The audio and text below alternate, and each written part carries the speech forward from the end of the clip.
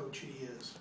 And I think if you have the opportunity to talk to any player, if you have the opportunity to talk to any coach that's been a Philadelphia Eagle, and many coaches throughout the league, what might seem a little strange is just a very confident move, and one that will take our defense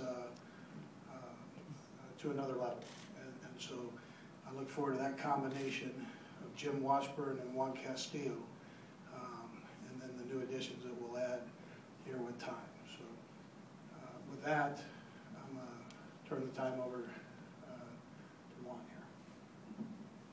First, I want to thank Andy and Joe Banner and Jeffrey and Christina Louis for the opportunity they've given me and the opportunity that they're giving me today. Very thankful. Juan, when the season ended, did you express, and it was obvious Andy was making a move, did you express an interest to come to you? How did this all evolve? Well, you know, really, I think if you talk to the defensive guys, especially the front seven, is I always told them that I'm a defensive guy that's stuck on the offensive side.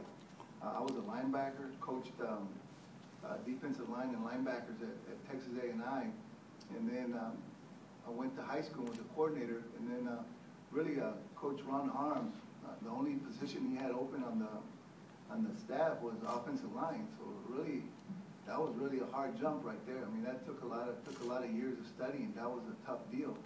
And I think what happens is you start being perceived as an offensive guy. Andy, when did you start thinking about Juan as a potential defensive coordinator?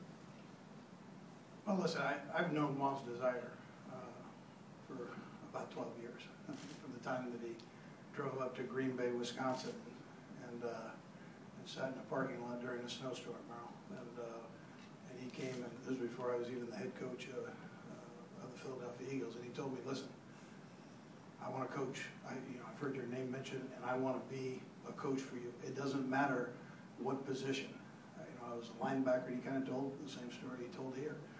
And then when I came and took the job here, he snuck down into the basement of the vet at about 2 in the morning, and I was in there.